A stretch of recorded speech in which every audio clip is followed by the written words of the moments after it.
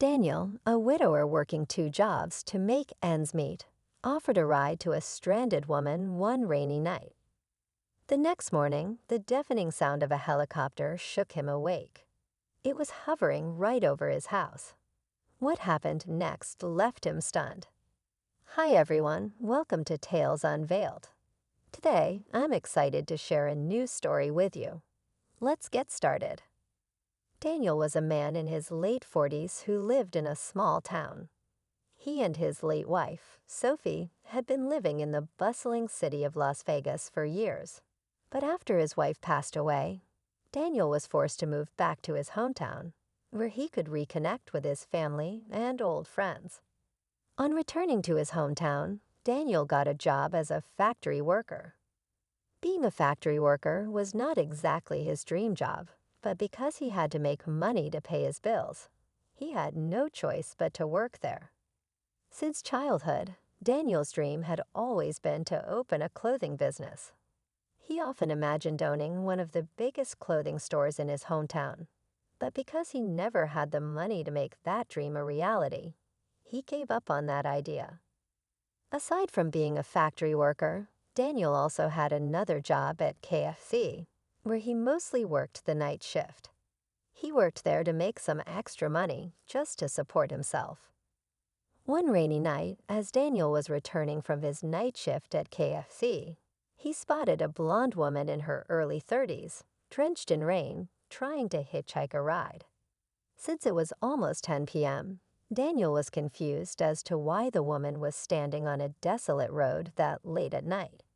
That road, in particular, barely had drivers passing in that direction at night because of its darkness, along with steep embankments on either side.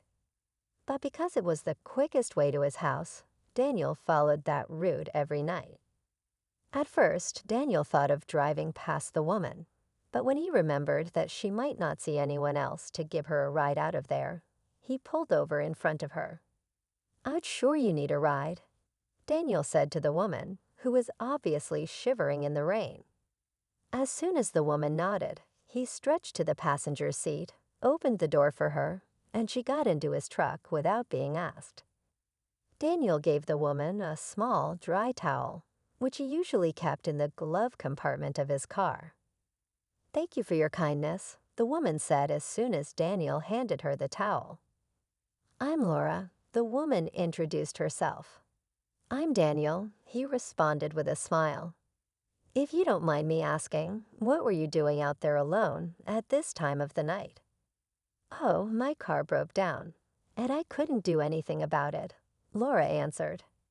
"Your car?" "I'm not sure I saw a car when I saw you," Daniel said in a very confused tone. "Well, I had to walk away from the car to get help. I'll have it fixed tomorrow," she responded. "That's fine. So where are you headed?" Daniel asked. "I'm going to my friend's house. She lives at Purple Pine Street. I'll spend the night there so I can easily return to fix my car tomorrow," Laura answered. "Okay, I'll take you there. It's not too far from where I live." "I live on Portland Street," Daniel said. "Do you mind if I play some music?" "Since I can't offer you coffee, the least I can do is play you some nice music," Daniel said with a broad smile, and Laura nodded. Daniel turned on the car radio and tuned to a popular music station. Coincidentally, the music playing was one of his late wife's favorites, and listening to it brought back memories of her.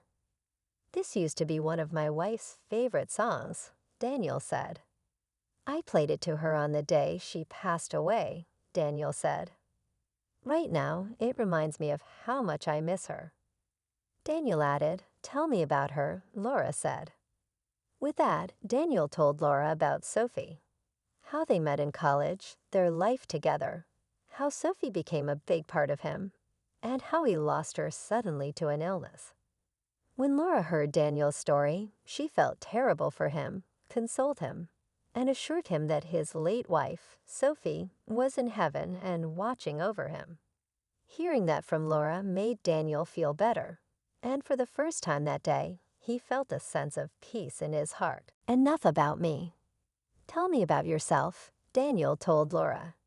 He said that because he wanted to know more about the strange woman he was giving a ride to.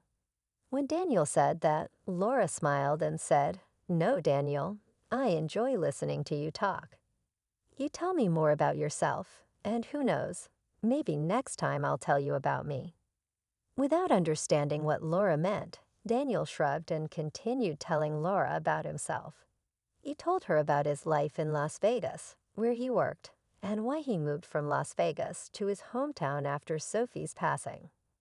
Daniel just believed that Laura didn't want to talk about herself because she didn't want to share her personal information with a stranger, and he understood why. Even though Laura didn't disclose any information about herself, Daniel enjoyed every bit of the conversation. Aside from hanging out with his friends on his free days, Daniel barely had anyone to talk to, and talking to Laura that night made him happy. About 15 minutes after their conversation started, Daniel dropped Laura off at Purple Pine Street. For security reasons, she refused to tell Daniel the exact location of her friend's house and insisted that she would walk to her friend's house only after Daniel drove off. By that time, the rain had reduced to a drizzle, and the streetlights on Purple Pine Street made it easier for Laura to walk alone at night. "Are you sure about that?" Daniel asked Laura one more time before she got out of his truck. As soon as Laura thanked Daniel and got out of his truck, he drove off. As agreed, Daniel arrived home that night a few minutes before 10. After having dinner and a shower, he went straight to bed because he was exhausted from work. The following day, Daniel was scheduled to work the afternoon shift at the factory, so he slept for longer hours. Around 10 o'clock a.m., he was still in bed when he woke up to the sudden loud noise of a helicopter hovering over his house. Afraid that something was wrong, Daniel got out of bed in his pajamas and went outside to see what was happening. Before Daniel could walk to the front door, he heard a knock. As soon as he opened the door, he saw a man in a black suit by the door and 4 other men standing outside in his front yard. "Am I in trouble?" Daniel asked as soon as he saw the man. "No, of course not. I'm here on behalf of Laura Smith," the man said. "Laura Smith?" Daniel asked. "I don't think I know any Laura Smith," he added.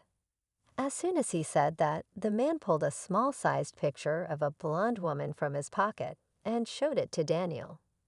"Ah, I know this Laura. I just didn't know her as Laura Smith," Daniel said.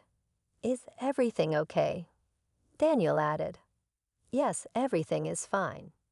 Miss Laura is in there waiting for you, and she would love to see you if you don't mind," the man said. "That's fine. I just need to change out of these pajamas," Daniel said before going back into his house to change into something casual. Once he was out of his house, the man led Daniel to the helicopter, where Laura was waiting for him. As soon as Daniel got into the helicopter, he was given headphones with a microphone attached. There he met Laura sitting with her legs crossed and a smile plastered on her face. "Hello, Daniel. I knew we would meet again," Laura said with a smile. "Hello, Laura. This is quite a surprise. I don't even know where to start." "I have a lot of questions to ask," Daniel said. "What do you say we go on a short ride?" "I promise to answer all of your questions," Laura said. "That would be great," Daniel answered. As soon as Daniel said that, the helicopter lifted off the ground. "So my first question is, who are you? And how do you have access to all these things?" "Are you with the FBI?" Daniel asked all at once. "No, not at all. My name is Laura Smith, the only child and heir to Jonathan Smith," Laura answered. "The Jonathan Smith we all know?" Daniel asked to be sure. "Yes, that Jonathan Smith," Laura smiled. "I've grown tired of people being nice to me solely because of my name and status. I was searching for genuine connections, for people who valued me for who I am, not what I have." Yesterday, I wanted to test if there were still people out there who would treat me well without knowing my true identity. And you, Daniel, you proved that to me. I don't even know what to say. Daniel stuttered. This is quite a surprise. I know what to say, Daniel. It's thank you. And because you were so kind to me last night, I have something for you, Laura said. As soon as she said that, one of her men opened a briefcase, and Laura took out a big brown envelope and gave it to Daniel. When Daniel opened the envelope and saw its contents, he gasped in surprise. No, I can't take this. It's too much. I was only helping a stranger, he said. And that stranger is here to show gratitude for your kindness, Laura answered. Thank you so much, Laura. You have no idea what this means to me. Thank you, Daniel said. After Laura insisted, a couple of minutes later, the helicopter dropped Daniel in front of his house. Laura promised to check on him occasionally, then she waved him goodbye. Later that year, with the money Daniel got from Laura, he started his clothing business. Though it wasn't as big as he envisioned, it was a giant milestone compared to where he used to be. As promised, Laura checked on Daniel occasionally, and as time passed, the two created a powerful bond and friendship that lasted for many years. Until Daniel passed away, he never forgot his friend Laura, who helped him achieve his dream. In the end, Daniel's small act of kindness towards a stranger on a rainy night led to a life-changing friendship and the fulfillment of his lifelong dream. It's a reminder that genuine compassion can open doors we never imagined, proving that sometimes the greatest rewards come from the simplest acts of human connection. Loved this story? Tap that like button and subscribe to the channel for more. Let us know how this story made you feel with a single word in the comments. While you're at it, check out the video currently on your screen. See you next time.